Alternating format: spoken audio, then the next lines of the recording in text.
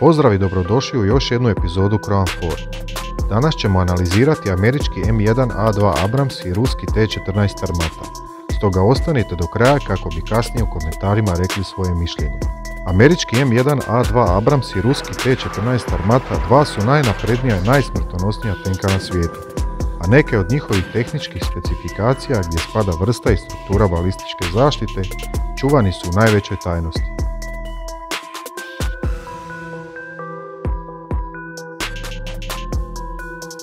Trenutna verzija američkog tenka Abrams je višestruko moderniziran model ovog tenka, koji je uveden u operativnu uporabu 1980. godine. Kada govorimo o trenutnoj verziji, radi se o Abrams M1A2 SEP V3, koji će se zadržati u operativnoj uporabi unutar američke vojske u idućih nekoliko godina.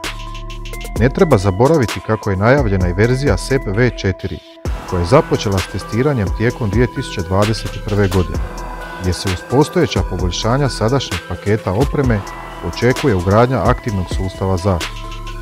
S druge strane, ruski T-14 Armata je tenk nove generacije, baziran na univerzalnoj borbenoj platformi Armata. Razvoj T-14 Armata u velikoj tajnosti započeo je 2011. godine, a 2015. godine po prvi puta javno je prikazan. Do sada je proizvedeno oko 10.000 tenkova Abrams, a cijena po tenku u posljednjoj verziji iznosi oko $9,3 milijuna.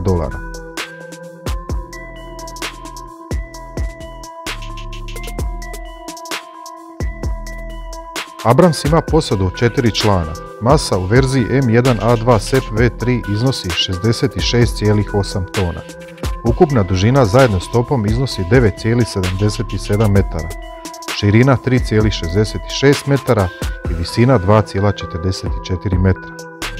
Abrams posjeduje pogonsku grupu koja se sastoji od plinske turbine Honeywell AGT 1500, snage 1500 konjskih snaga, i mjenjača Allison sa 6 stupnjeva prijenosa. Uz pomoć ovakve pogonske grupe Abrams postiže brzinu od oko 70 km/h na asfaltiranim cestama i 50 km/h po neravnom terenu. Abrams posjeduje spremnik goriva od 1900 litara i ima operativni radijus kretanja od oko 400 km. Motor može koristiti više vrsta goriva, kao što su kerozin, dizel, benzin ili zrakoplovno gorivo, te mogućnost pokretanja i na ekstremno niskim temperaturama. Iako je Abrams težak i glomazan, ovaj tenk je iznenađujuće okretan zbog svog snažnog motora. Armata se još uvijek nalazi u fazi testiranja i cijena jednog tenka iznosi $4 milijuna. Do sada je proizvedeno 20 ovih tenkova, a plan je proizvesti oko 100 za dodatna testiranja od strane ruske vojske. Armata ima posadu od 3 člana, masa iznosi 55 tona, ukupna dužina s topom iznosi 10,8 metara, širina 3,5 metara i 3,3 metra visine. Pogonska grupa ovog tenka sastoji se od novog dizelskog motora A85 3A s turbopunjačem, snage 1500 konjskih snaga, proizvođača tvrtke Chelyabinsk Tractor Plant i automatskog mjenjača s 12 brzina, koji je spojen s motorom u jednu cjelinu i moguće ga je zamijeniti na terenu u roku od 30 minuta. Maksimalna snaga ovog motora je 2000 konjskih snaga, no motor je optimiziran na 1500 konjskih snaga kako bi se povećao njegov vijek trajanja. Uz pomoć tako snažnog motora i mjenjača, Armata postiže brzinu od 90 km/h na asfaltiranim cestama i ima operativni radijus od 500 km. Omjer snage i težine tenka Armata je 31, u usporedbi s Abramsovih 23 konjske snage po toni, dok su ubrzanje i maksimalna brzina Armate veći od Abramsa i ima vrhunske performanse na neravnom terenu. Prije nego nastavimo, pozivam vas da se pretplatite na kanal kako bi mogli pratiti buduće sadržaje i novosti iz svijeta obrambene industrije.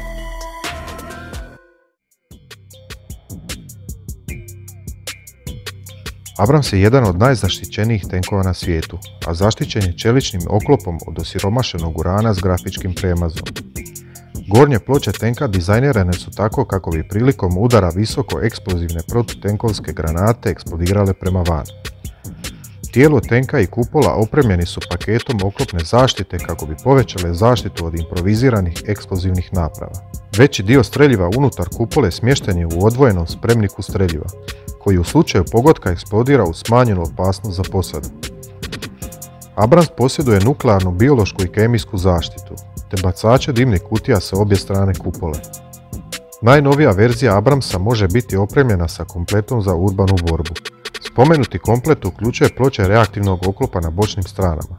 Na stražnjoj strani rešetkasti oklop, zaštitne ploče i zaštitno staklo, te termalni ciljnik za puniteljevu strojnicu, daljinski upravljanu oružnu stanicu i telefon za komunikaciju sa pješaštvom na stražnjoj strani tenka.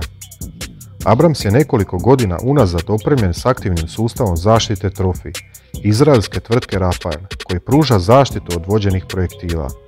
S druge strane, armata je opremljena reaktivnim eksplozivnim oklopom dvostrukog djelovanja Malahit, dok su tijelo i kupola izrađene od kompozitnog oklopa. Armata je prvi tenk u svijetu koji ima besposadnu kupolu, jer je posada smještena u prednji dio tenka. Na taj način su potpuno odvojene od automatskog punjača i streljiva, što pojačava njihovu sigurnost, a tenk je operativan u slučaju pogotka sve dok je kapsula sa posadom netaknuta. Prednji dio tenka prekriven je reaktivnim oklopom, dok se na stražnjem dijelu nalazi rešetkasti oklop poradi dodatne zaštite od protutenkovskih projektila. Kao dodatna zaštita posade ugrađena je nuklearna, biološka i kemijska zaštita, automatski sustav za gašenje požara i bacači dimnih kutija. Tenk je opremljen sustavom aktivne protuoklopne zaštite Afganit za otkrivanje, praćenje i presretanje protuoklopnog streljiva upućenog prema tenku.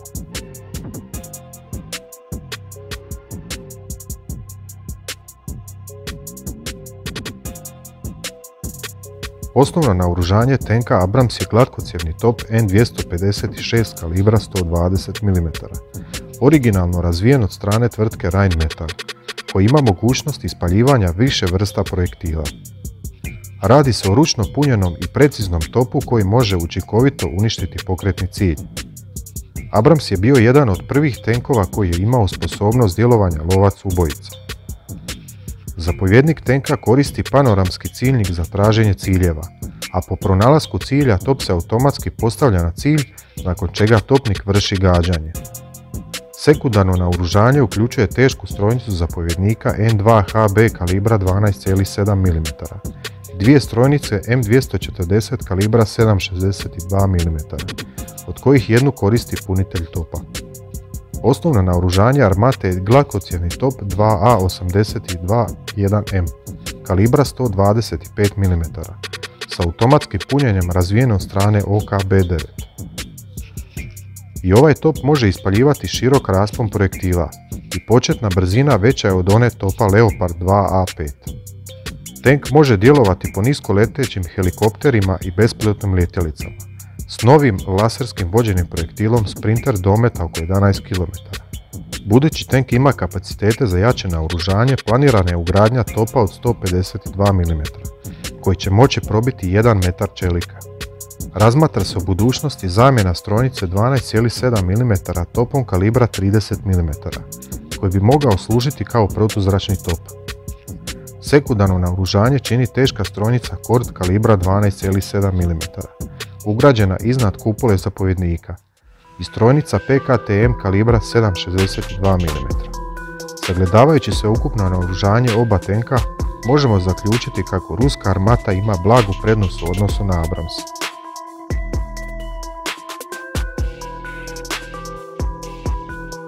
Bez dvojbe armata je naprednija u odnosu na Abrams po pitanju mobilnosti, vatrene moći i zaštite, zbog izolirane kapsule s posadom i potpuno odvojenog spremišta sa streljivom.